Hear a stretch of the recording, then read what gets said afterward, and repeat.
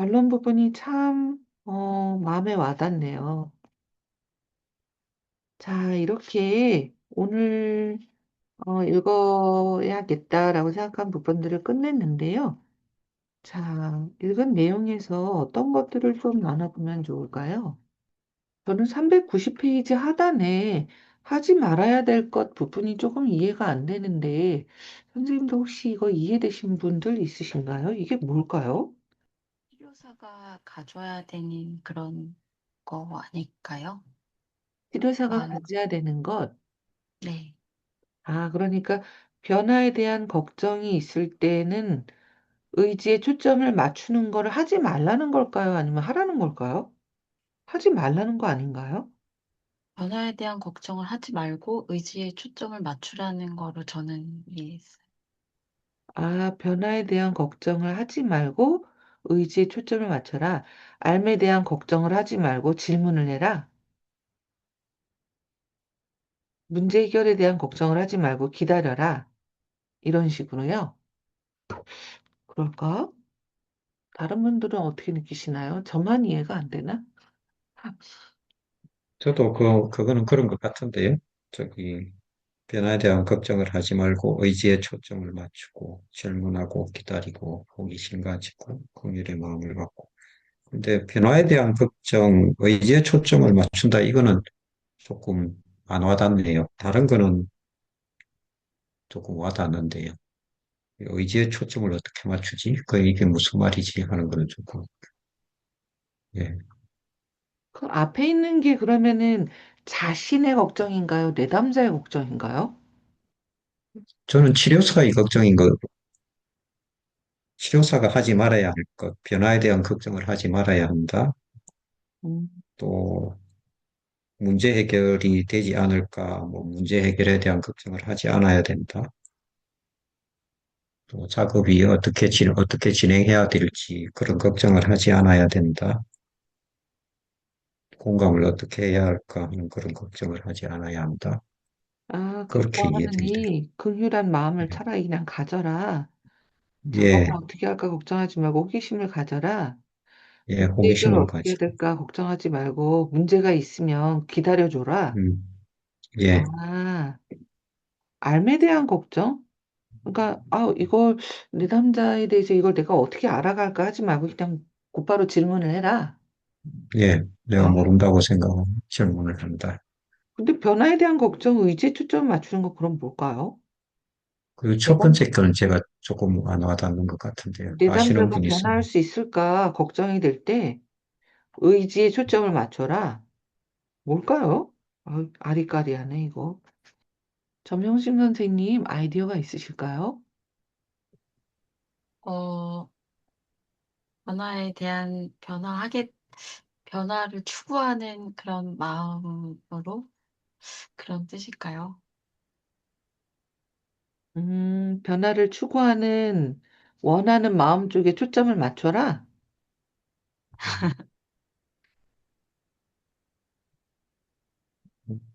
뭐, 예를 들면 그럴 수 있겠네요. 내담자에게서 나타나는 변화의 의지를 뭐 어떤 조그만 것이라도 찾을 수 있으면 거기에 초점을 맞추도록 해라. 네. 음, 두 예. 분이 도와주시니까 조금 더 이해가 되긴 하네요. 아하, 네. 그럴 것 같긴 합니다. 네. 아이고, 감사합니다. 자, 또 어떠셨나요? 그 부분은 조금 해결이 된 것 같습니다. 저는 궁금한 게 하나 있는데요. 그 네. 391쪽에 보면 중간에 그 당시 일어날 필요가 있었던 그 어떤 일이 지금 일어나면 좋을까요? 라는 말이 나오는데요. 네. 그러니까 어떤 일이 일어났어야 되는데 이제 일어나지 않은 경우, 그거를 어떻게 다시 하기를 할 건가라는 측면에서 이해가 되는데, 예를 들어서, 어, 뭐 예를 들어서 뭐 어떤 폭력을 당했다거나, 뭐 그게 성폭력이 될 수도 있고, 그냥 폭력이 될 수도 있는데, 그러니까 일어나지 말았어야 될 일이 일어났을 때, 그게 이제 그 사람한테 어떤 트라우마가 되고 그랬을 때는 근데 그 신체 감각 접근하는 그런 방식에서는 그걸 접근하는 게 사건이 뭐 끝났을 때부터 접근해서 어떤 식으로 접근하는 그거를 바로 그 사건으로 들어가지 않고 이렇게 나눠서 들어가도록 그렇게 하는 것 같아요. 근데 이제 IFS에서는 내담자가 그거를 자기가 어떤 걸 하고 싶다라고 얘기를 하면 좋은데 이제 내담자도 지금 압도되어 있어서 그것조차 네. 상상할 수 없을 때 자기가 여기서 어떤 거를 해야 될지를 모를 때 그거를 이제 치료사가 좀 도와서 상상할 수 있게 그거를 어떤 거를 하면 다시 해보기를 할 수 있을지 약간은 그런 도움을 줘야 될 수도 있을 것 같은데 그럴 때 그 말씀하신 내용에서 네. 근데 그렇게 압도가 되어 있어서 그런 거를 떠올릴 수조차 없는 상황이라면 다시 하기를 억지로 한다라고 해서 그게 도움이 될 거라고 저는 생각하진 않거든요. 충분히 그 네. 상황에서 더 같이 머물러 주고 접촉하고 그게 얼마나 압도되고 힘든 상황이었는지를 참나 상태에서 내담자가 따라갈 수 있도록 하는 게 더 이루어져야 될 거라고 생각해요. 음. 이게 저희가 추방자의 치료 작업이 뭐 굉장히 약간 보면 리니어하잖아요. 뭐 목격하기, 다시 하기, 데리고 나오기, 집 내려놓기, 뭐 초대하기, 그러고 나면 땡 이렇게 끝나는 것 같잖아요. 근데 그렇게 네. 단순하지 않거든요. 그러니까 말씀하신 대로의 그런 압도돼서 정말 트라우마가 크게 있는 정도라면 이 하나하나의 단계들이 그냥 후루룩 지나간다라고 해서 끝나는 게 아니다라는 거예요. 그러니까 네. 충분히 머물러 주고 거기에서 이 내담자가 힘을 가질 수 있도록 그게 시간이 굉장히 오래 걸릴 수도 있다는 거죠. 아마 그래서 그런 신체 기반의 다른 기법들에서도 쪼개서 들어가거나 또 그런 큰 트라우마가 있으면 한 번에 접촉이 안 되니까 저희 IFS 치료 실전 가이드에서도 이제 비슷한 내용이 나오게 될 텐데요. 뭐 해리가 일어났다거나 어떤 다른 부분들이 또 거기에 개입하게 되는 게 나타나게 되죠. 근데 그럴 때 한꺼번에 정리가 잘 안 돼요.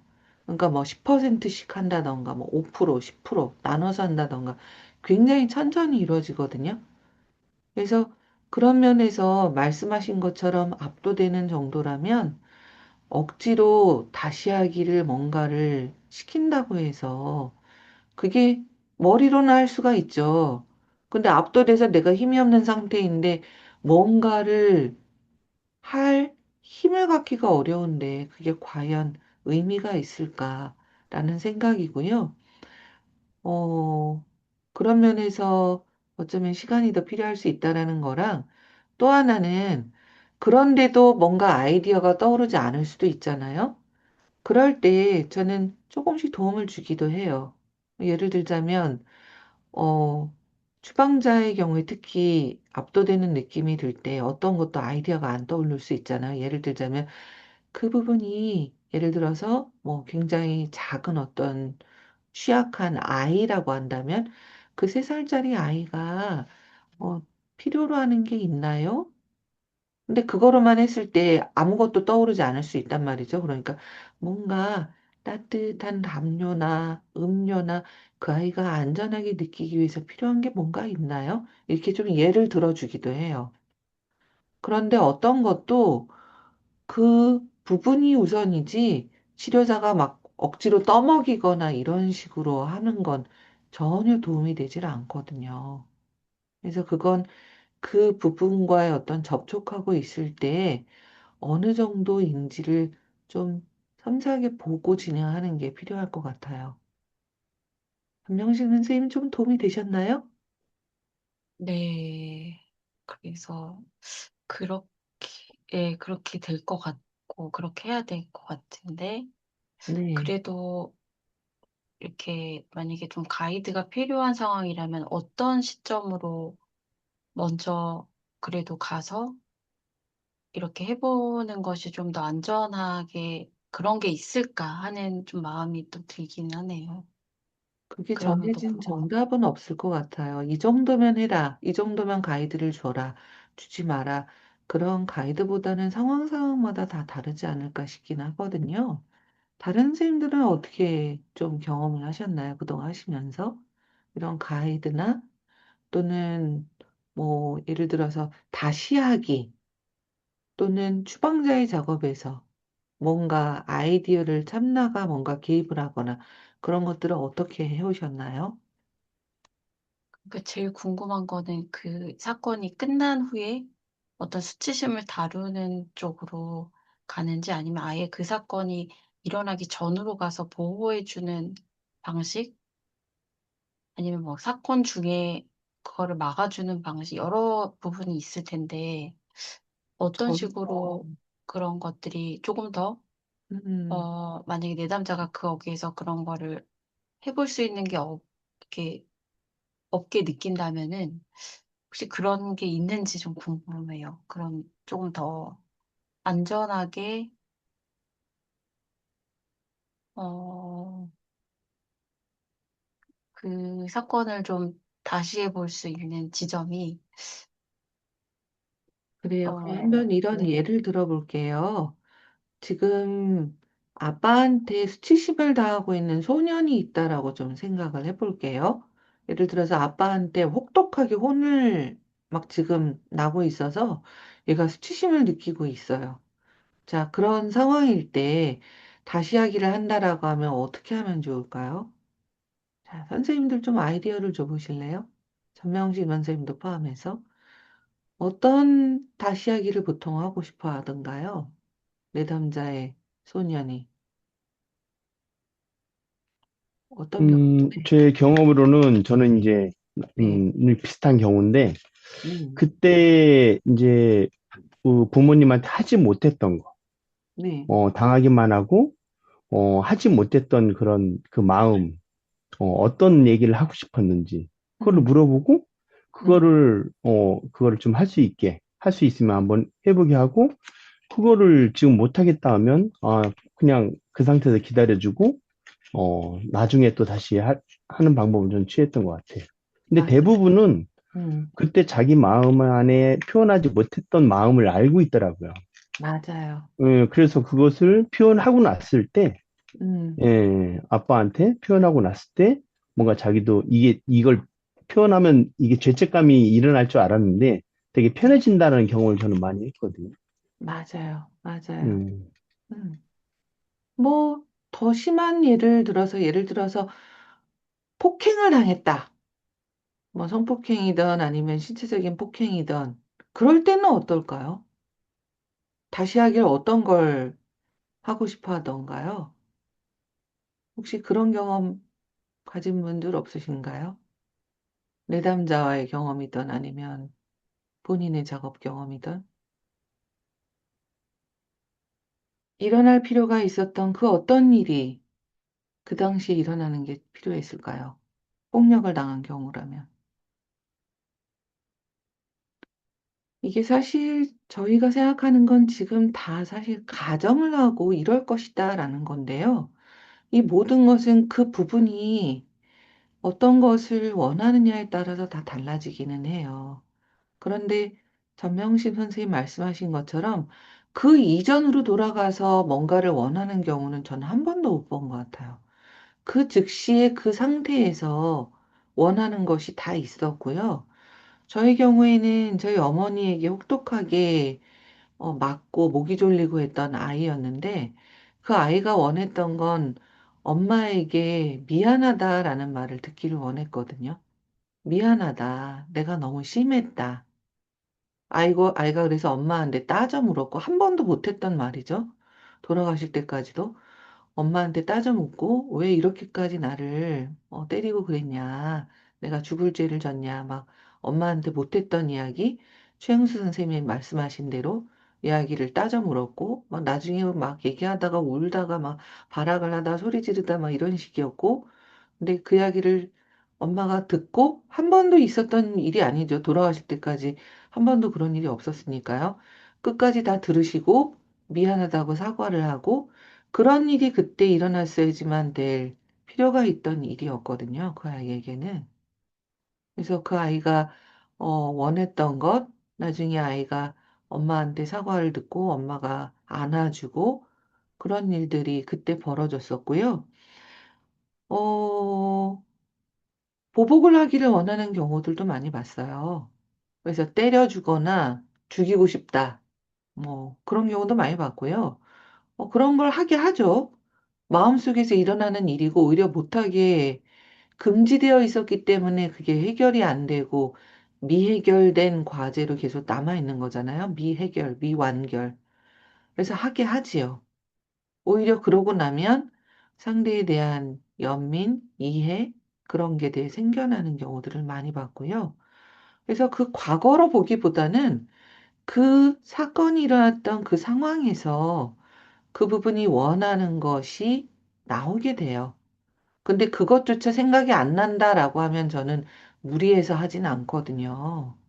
그건 그 부분이 지금 압도돼서 지금 그 부분 안에도 어떤 창조적인 어떤 생각을 할 수 있는 참나의 퀄리티가 있을 텐데 그게 지금 드러나기 어려운 상황이다라는 거거든요. 그래서 다시 하기를 지금 당장 하는 게 중요한 게 아니고 그 부분과 더 충분히 접촉하고 만나고 대화도 나누고 목격하기를 해야 될 그런 상황일 거라고 추측이 돼요. 전명신 선생님 조금 도움이 되셨나요? 네, 도움이 많이 됐습니다. 네. 이게 저희가 생각하는 어떤 이럴 것이다 저럴 것이다라기보다는 직접 추방자하고 작업하시면서 어떤지 확인을 해보시는 게 더 빠르실 수 있어요. 그래서 네, 많은 경우가 그 당시에 일어났을 필요가 있었던 것들 중에 대부분이 못했던 말이나 행동이죠. 자, 다른 분들은 어떠신가요? 저는 이제 가끔 방법을 취한다면 이런 네, 방법을 취했을 때 좀 효과가 있었거든요. 네, 그러니까 네. 너무 부모님이 커 보이니까 자기가 지금 할 수 없다 그러더라고요. 하고 싶다면. 하고 싶은 마음은 있는데, 이제 그럴 때, 그러면 이제 부모님을 조금, 그, 좀 작게 만들고, 음, 내가 좀, 나를 크게 만든 상태에서 한번 얘기를 해보자 하면, 그럴 때 좀 효과가 있었던 것 같아요.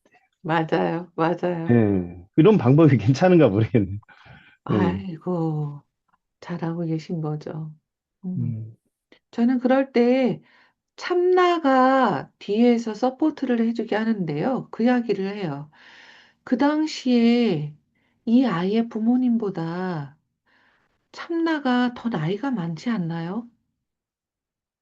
그 당시 그 아이의 부모님은 고작해야 30대인데 당신은 지금 50대이지 않나요? 보통 그렇잖아요. 그러면 맞아요. 제가 더 나이가 많죠. 그리고 당신이 지금 더 훨씬 더 많이 배우고 훨씬 더 많은 것을 알고 있지 않나요? 아마 이 부모는 이런 행동이 이 아이에게 어떤 행동을 미쳤는지도 전혀 모르고 있을 거예요. 그걸 당신이 좀 이 아이와 함께 같이 좀 도와줄 수 있지 않나요?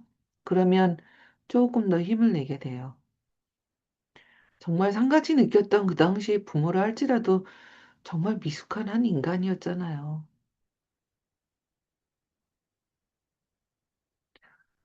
자, 좋은 방법도 알려주셔서 감사합니다, 선생님. 자, 또 궁금하신 거나 나누고 싶으신 거 끝나는 마당에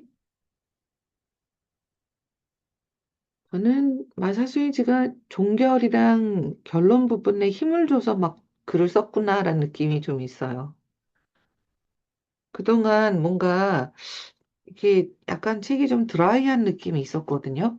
근데 결론 부분이 굉장히 뭔가 마음을 울리는 대목들이 좀 있는 것 같아요. 저는 393페이지의 한 일곱 번째 줄에 내담자들이 심지어 자신들에게 수치감을 불어넣는 사람들 앞에서조차 자신들의 취약한 부분들을 위로해 주기를 원합니다. 이 부분이 저 안에 쏙 들어오는 느낌이에요. 그러니까 이렇게 원튼 원하지 않던 수치심이 또 촉발되는 상황들이 많잖아요, 외부적으로. 우리가 모든 일을 다 완벽하고 잘할 수는 없으니까요. 근데 그럴 때조차, 아, 내가 이 수치심을 느끼는 부분이 건드려졌구나. 괜찮아, 괜찮아. 그럴 수 있기를 원한다라는 부분이, 아, 맞아. 이게 참, 우리가 필요로 하는 거지라는 느낌이 좀 드는 것 같아요. 모든 사람들의 비위를 맞출 수는 없으며, 기울인 최선의 노력과는 무관하게 나쁜 일들이 일어나게 된다. 이것도 전에 좀 쏙 들어오는 것 같아요. 마지막에 마음에 드는 문장들이 보이네요.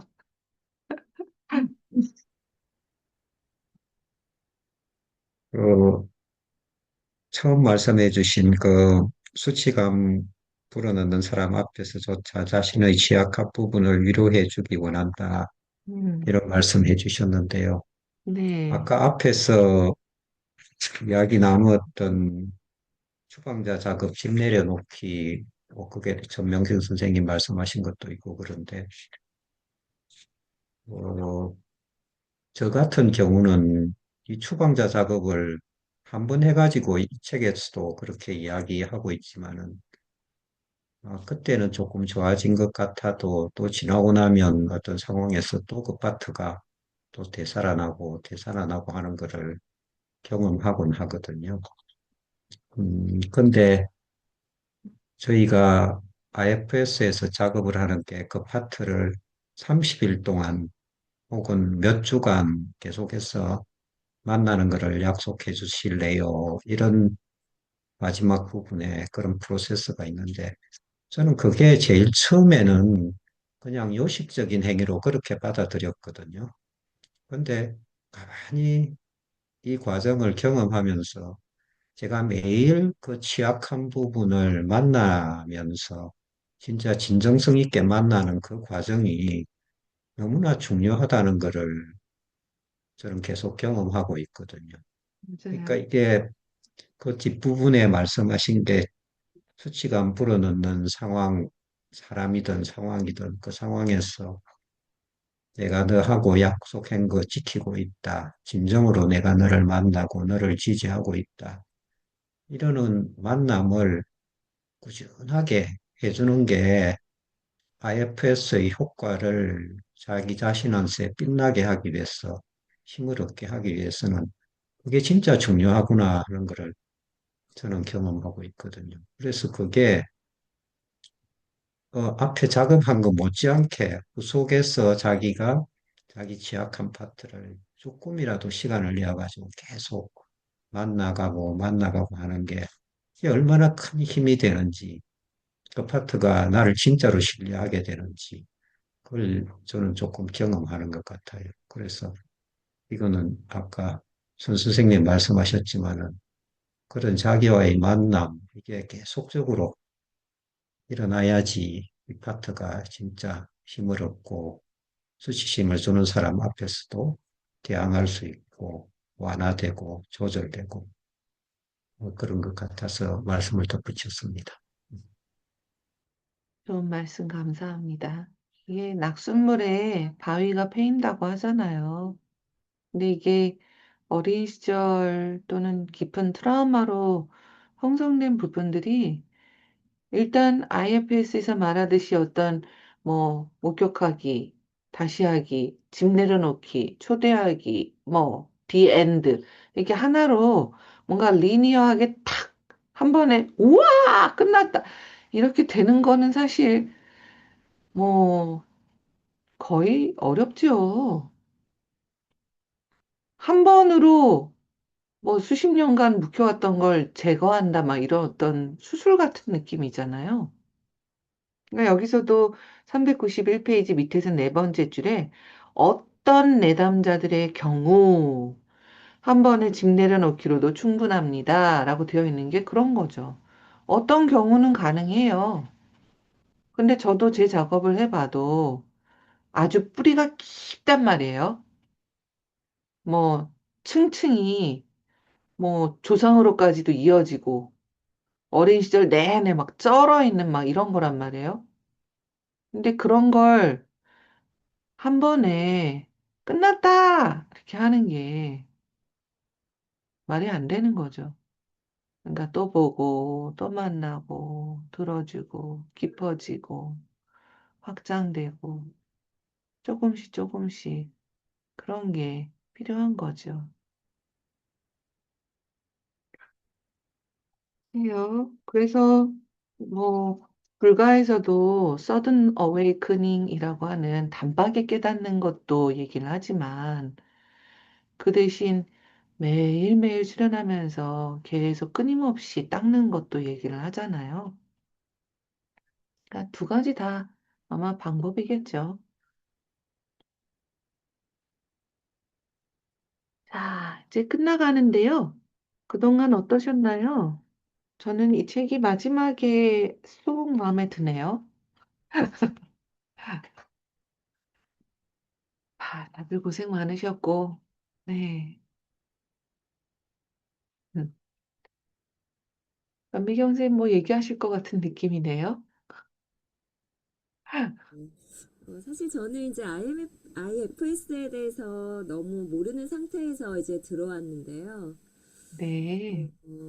그 어쨌든 이제 한 번도 빠지지 않고 그냥 듣고 또 그냥 설명해 주시는 거 이렇게 들으면서 저도 모르게 뭐 깊이 배운 게 아는 건 아니지만 이렇게 젖어 들어서 이 부분과 대화하는 거, 또 보호자, 또 관리자, 또 추방자, 또 소방관들과 어떻게 부분들과 함께 머물러 있고 이런 치료가 이렇게 되는구나라는 거를 굉장히 좀 신기하기도 하고 또 호기심도 생기면서 더 배워보고 싶다라는 그런 마음을 또 갖게 됐습니다. 그래서 감사하네요. 그 또 말씀. 새벽마다 또 일어나서 시간 내주셔서 너무 감사하고 감사해요. 네, 사실 IFS가 뭐 말이 IFS이지만 아주 새로운 방법이 아니에요. 아주 고대로부터 수천 년 동안 인간이 해왔던 자신의 내면의 귀를 기울이는 방식일 뿐이에요. 다만 내면의 귀를 기울이되 이걸 좀 더 시스템적으로 조직화해서 어떻게 이해를 해볼까라고 어떤 시스템 사고를 들여온 것뿐이지 그 이상도 이하도 아니에요. 이미 그렇게 내면의 귀를 기울였던 사람들이 많았던 거죠. 많은 샤먼들, 많은 선지자들, 선각자들, 심지어는 융도요. 그래서 별 다른 게 아니에요. 티벳이나 인도에 뭐 수행하던 고승들이나 명상하던 많은 사람들이 다 자신의 내면의 귀를 기울였을걸요. 그래서 그 이상도 이하도 아니에요. 다만 말씀하신 대로 자신의 내면에 접촉하고 머무르고 들어보고 대화하고 알아나가고 그런 것뿐이죠. 그래서 그게 꼭 IFS를 배워야지만 일어나는 것도 아니고요. 물론 배우면 조금 더 조직화해서 자신의 내면을 만나고 들어가고 뭔가를 작업하는 데 도움이 될 수는 있겠죠. 그래서 변민경 선생님 하나도 모르는 상태에서 같이 하시면서 그렇게 젖어들어서 아시게 됐다. 그런 느낌을 갖게 되셨다고 하는 게 당연하다라고 느껴져요. 같이 해주셔서 감사합니다, 선생님. 자, 어쨌든 이렇게 책이 끝나고, 아이고, 참, 이 뚱뚱한 책이 끝났네요. 자, 이제 끝났고, 이제 말씀하신 대로 다음번에, 저와 유경 선생님이 심혈을 기울여서 번역했던 책을 같이 하게 되는데, 감사하게도 번역을 같이 맡았던 장지원 선생님도 같이 하시게 됐어요. 그래서 아마 번역한 4명 중에 3명이 같이 하게 되니까 더 심도 있는 이야기가 나누게 될 것 같고요. 재밌게 할 수 있을 것 같아요. 자, 어쨌든 고생 많이 하셨습니다, 선생님들.